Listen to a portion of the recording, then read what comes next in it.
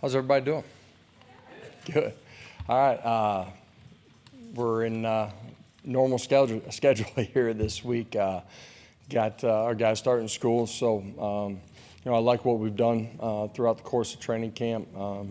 Still got some time here before we get to kickoff. Some things that we got to clean up, all three phases of the game. But looking forward to this week, continuing to grow, and then ultimately getting ready for Syracuse and getting ready to go play ball. So, open it up here.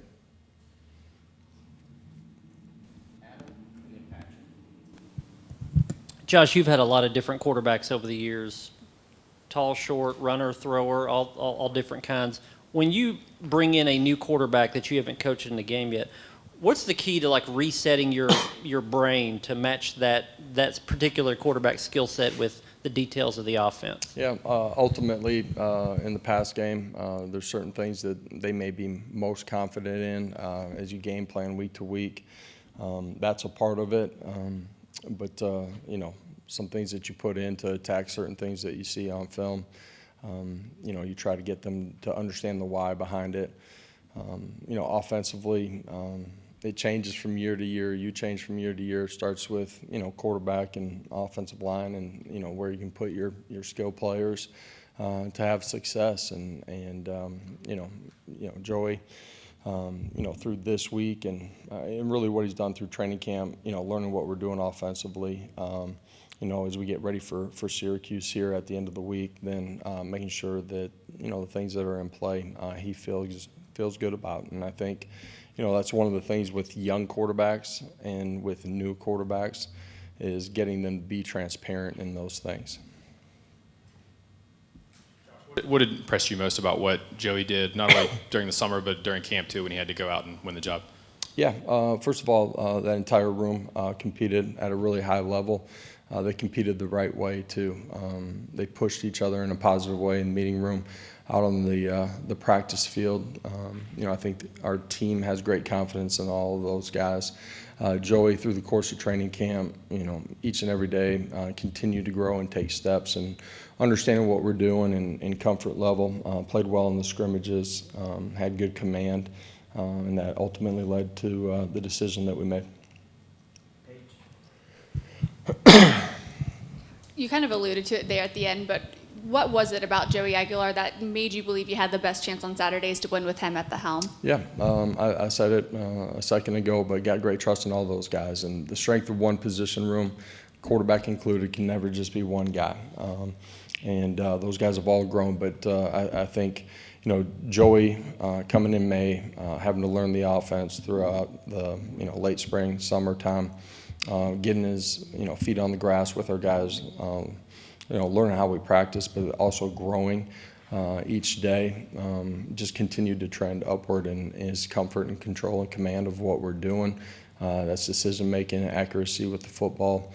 Our checks that he controls. You put all that together, and that's ultimately why we made the decision. Austin and Rob,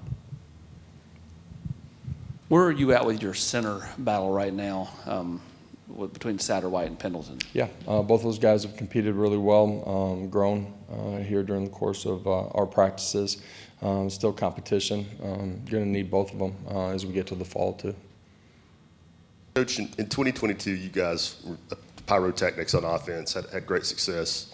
The last 2 years, you've sustained success on the field playing a completely different way, especially in the line of scrimmage. Have you changed as a coach being in this league, or is your person, or you just adapted to your personnel? I think it's a combination. What defenses you're seeing, how you can attack them, put your guys in a position to be successful, and then your personnel changes, and that certainly starts with your quarterback, but it's the other 10 on the offensive side of the ball as well.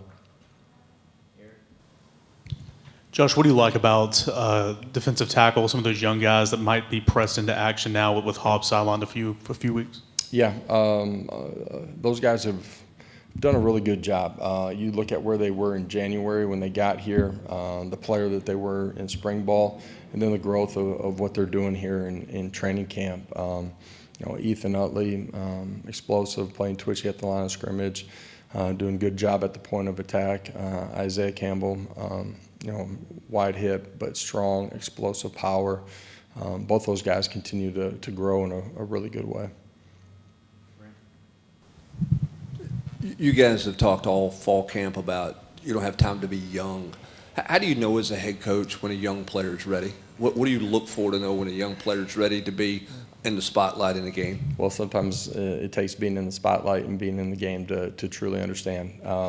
But you're looking for the trends of what they're doing in the meeting room, their ability to communicate.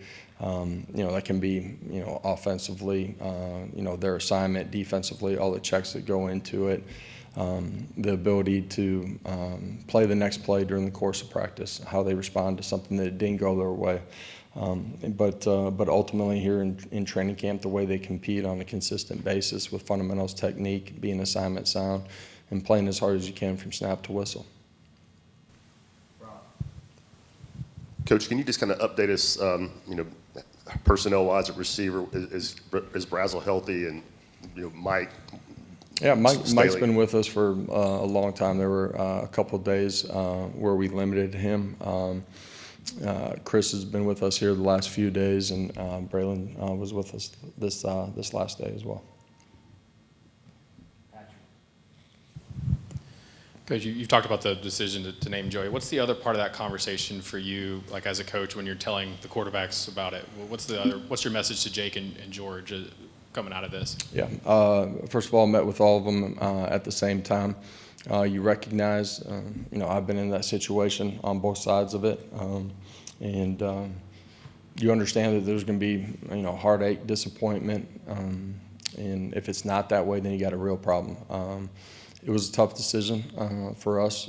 We talked about it with those guys. I think the transparency of that breeds confidence in what they're all hearing at the same time. And so at the same time, through that night,